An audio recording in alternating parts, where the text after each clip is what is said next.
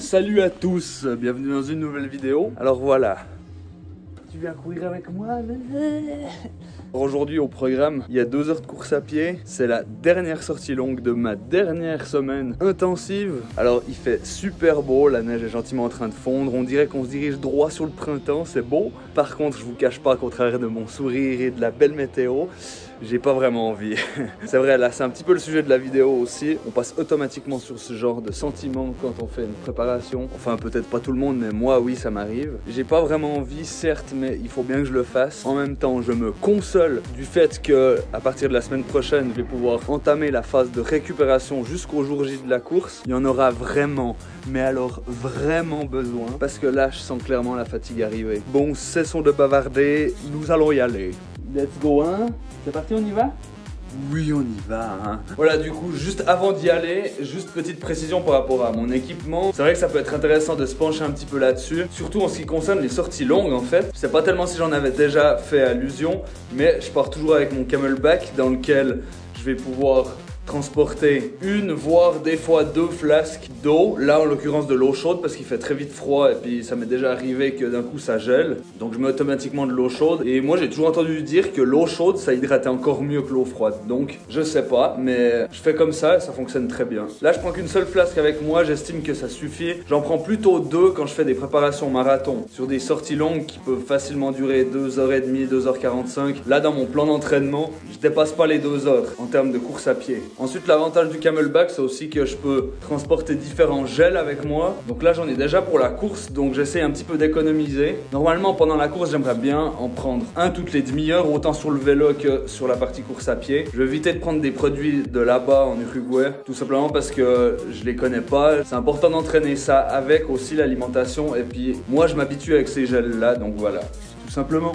L'avantage du camelback aussi, c'est que mon coupe-vent, je vais peut-être pouvoir le ranger, le stocker. Si d'un coup je commence à avoir trop chaud, je cours avec les gants là parce qu'on est quand même encore en hiver. Et puis là aussi la même chose, si j'ai trop chaud, bah, je peux les enlever. Et puis je suis pas dérangé avec ce matériel. Pour la partie sortie longue vélo, on se penchera un petit peu plus sur ça demain. Parce qu'ils annoncent plus ou moins le même temps qu'aujourd'hui, légèrement plus chaud. Et je vais profiter de sortir le bike à l'extérieur. Donc ça c'est plutôt cool. Après rien à voir, mais pour le voyage, là comme vous pouvez le voir, il y a ma valise avec laquelle j'ai eu l'occasion d'acheter des mousses de protection, tout simplement pour contrecarrer ma paranoïa s'il y a des problèmes dans le transport, tout simplement.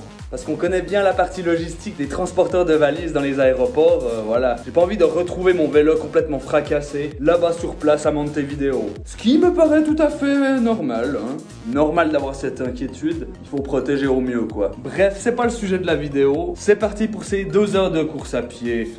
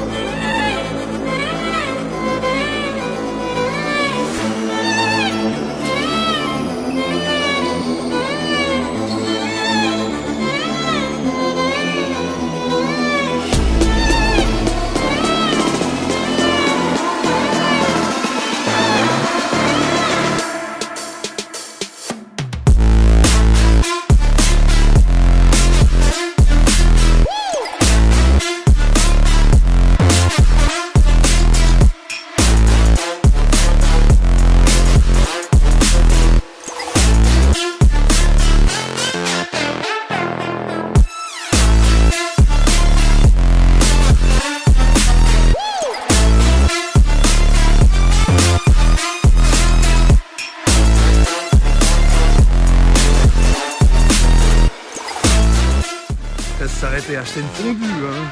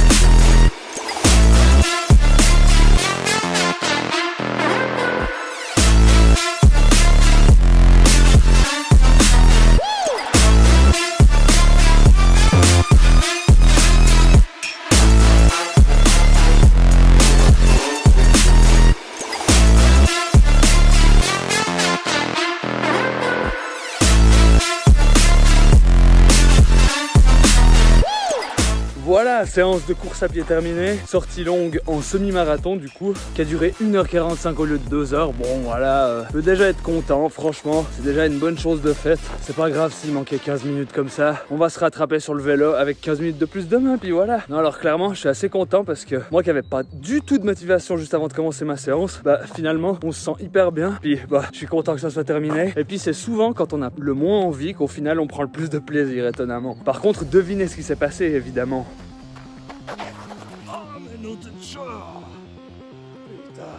Ben oui, encore une fois. Quand il y a de la neige, il n'y a pas besoin d'aller à toute berzingue quand il y a de la glace comme ça. Non mais faut quand même que je fasse attention parce que ce serait complètement con de me blesser comme ça. Surtout 2 semaines et demie avant l'Ironman. Donc voilà, on va vers chez moi et on va débriefer tout ça. Voilà, tout petit mini briefing. Ça c'est fait. Voilà, donc comme je disais, un semi-marathon en 1h45. Voilà, il y avait 2 heures prévues et puis finalement pas. Du coup, c'est pas grave. Hein. Je suis assez content parce que là, le but, bien sûr, quand on fait des sorties longues, c'est de jamais être dans le rouge. Hein. Même en course, on peut se permettre un petit peu si on a l'énergie, mais il faut faire attention de pas gaspiller de l'énergie pour les étapes d'après. Là, j'ai fait en sorte de garder une allure légèrement plus basse que ce que je prévois pour l'Uruguay. Je prévois une moyenne d'allure de 4 minutes 45 au kilomètre. Là, je suis à 4,59 ou 4,58. Ça va bien, je me suis senti assez bien tout le long, malgré le fait que la motivation n'était pas forcément là. Mais voilà, ça c'est fait. Et puis, est-ce qu'on s'accorderait pas une petite récompense ? On va prendre laquelle? Non, je rigole, évidemment. On gardera le plaisir pour les cocktails des Barro La Playa. Bon, place au vélo. Hola coucou, hola. On est le dimanche 12 février. Là, je me suis levé il y a très peu de temps. Et bien sûr, on va devoir passer à l'une des parties que je trouve le plus important de la journée. De chaque journée, en fait. Et cette chose, c'est le petit déjeuner. Alors là, vous allez voir ma morning routine. C'est ce que je mets en pratique aussi la semaine. Et puis, je dois dire que c'est quelque chose, je peux plus m'en passer. Si j'ai pas ça, je suis pas content du reste de la journée. Allez, on va préparer ce petit déj. Donc voilà, là, on va simplement se munir d'un bol. On va y ajouter des flocons d'avoine complets, le 3/4 d'une banane, quelques carrés de pommes,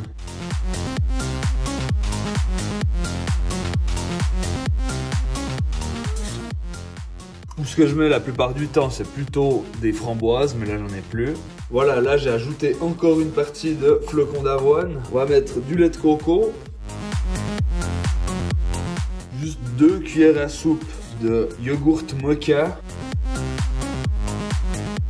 et un peu de miel pour rajouter un peu de sucre.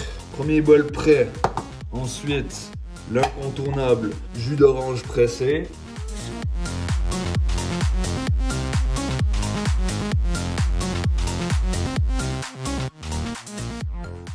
Et avec tout ça, le café. Voilà.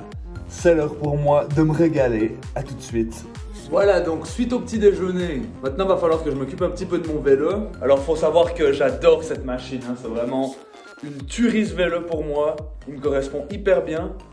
Mais par contre, j'ai très souvent des soucis de transmission. J'ai déjà eu l'occasion de pédaler hier avec. Et puis il y a mon câble de transmission au niveau des plateaux qui m'a posé problème hier pendant mon tour. Heureusement rien de grave, j'ai pu continuer ma route sans problème, puis c'était à la fin du tour. Mais en gros il y a le shifter qui s'est un petit peu décroché, qui s'est mis en avant. Du coup là il faut juste que j'enlève un petit peu la guidolienne, que je re-rentre le shifter, remettre un petit peu de toile isolante autour et on sera bon pour partir.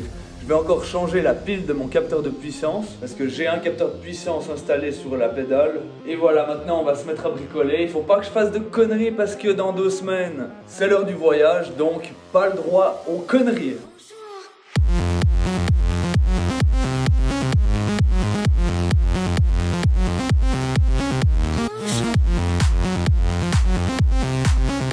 Voilà, le shifter est réparé. Maintenant, on va juste s'occuper de la pile du capteur de puissance.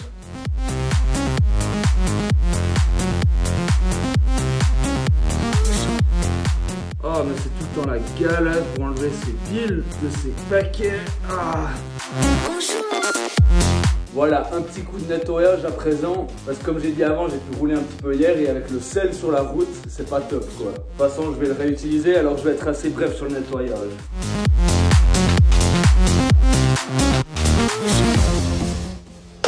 Et voilà le travail, on est prêt à s'équiper et à aller roulez!